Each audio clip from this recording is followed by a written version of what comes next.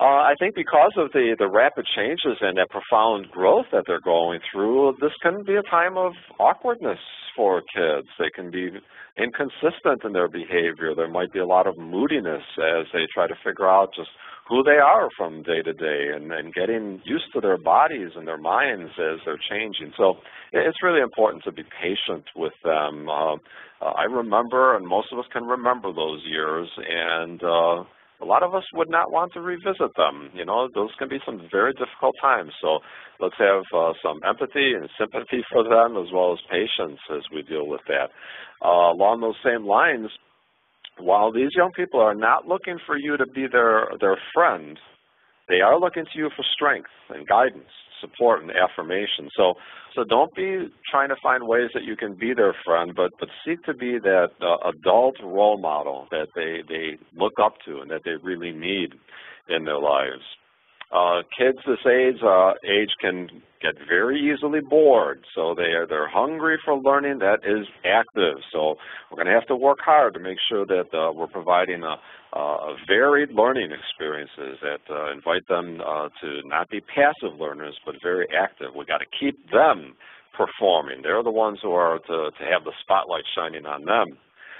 I think we know that they have pretty short attention spans at this age. They're very easily distracted, and so you're going to be needing to repeat yourself a lot to be getting their attention, and you're going to need to keep the pace lively. It's a good idea to ask the young people every once in a while to repeat back to you the directions that you've just given so that you can kind of confirm that they comprehend what's being asked of them.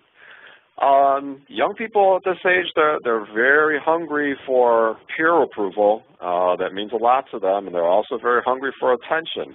And what you want to do is make sure that you're providing constructive opportunities for them for that to happen, because they're going to attempt to steal the spotlight anyway, and they'll often do so in a less constructive manner. So give them those opportunities to get approval and attention in constructive ways.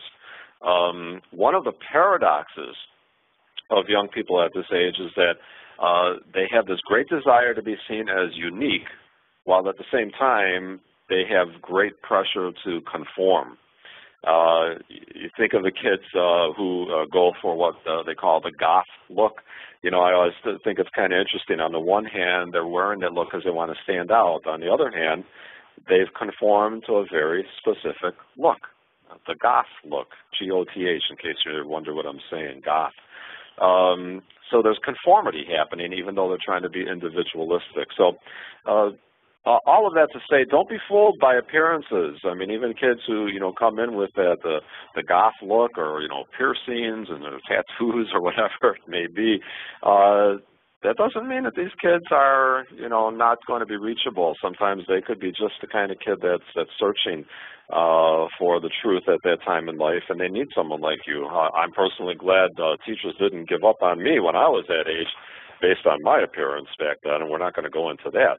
A few more things about the young people at this age. I think that it's obvious that they are now beginning to encounter some really serious moral issues and decisions in their own lives, and becoming aware of these types of issues in the world around them. So don't ever hesitate to grapple with very serious issues, because chances are many of them are already dealing with realities like that. Be aware that they're at an age where they're actively kind of pushing back against authority. So they're going to test you. Don't take that personally. By the same token, don't back down. Try not to come on too strong.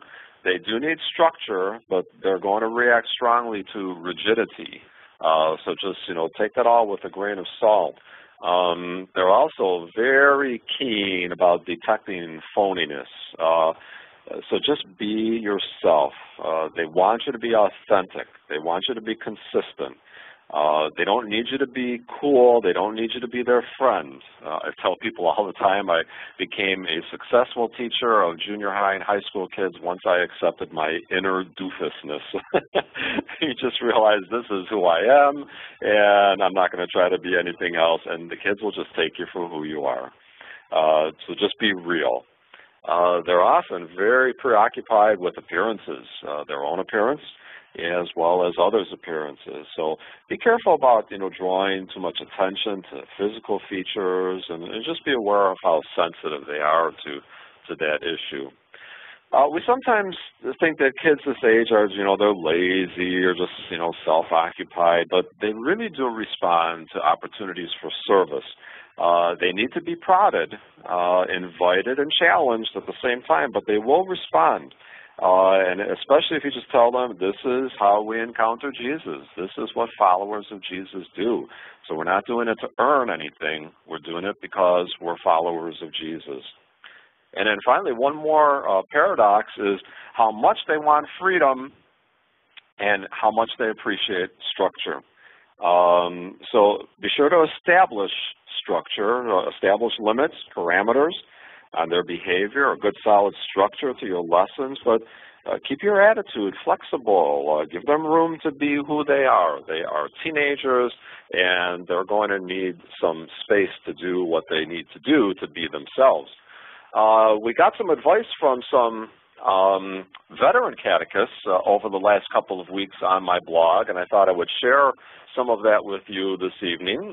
So in terms of teaching junior high and high school kids, Jennifer says that these students are interesting because they still genuinely, for the most part, she says, desire to know God and do what is right, but they are desperately trying to fit in, be accepted, and be cool. So you see that paradox that's kind of going on there. Jennifer is sharing with us what she has found. They're genuinely looking for God, but they're afraid to admit that too publicly. Anna Marie tells us that not to baby them. She says they're struggling with choices. They want answers and guidance, even if they don't directly ask. Sometimes it seems that their questions are trying to trick you, but what they're looking for is to see if you are for real. Remember what I just said a moment or two ago about being authentic. So just in your answers, don't try to impress them. Don't try to wow them. Just be real. David shares with us one thing that seems to help the kids be engaged and make the lessons more memorable is to teach through the use of competitive games. He says he likes to break his class of 12 or 14 kids into teams and use formats like a pyramid, family feud, password, etc. to instill vocabulary and concepts from current or recent lessons. I highly approve and agree with that, David.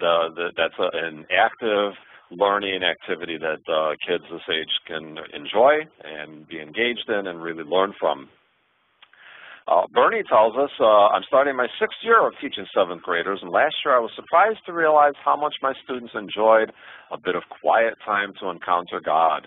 With their heavy schedules of school, sports, choir, and other extracurriculars, some of these children are constantly on the run. Towards the end of class, I try to incorporate a guided reflection. Most of our lessons, and when I missed the week, the children were asking where their reflection was. I can vouch for that as well. Bernie, that was my experience, and we're going to talk about that a little later, about how kids this age really enjoy that kind of prayer, even though the first few times you do it, they're going to fight you on it because they don't know how to quiet down and they goof around, but don't give up.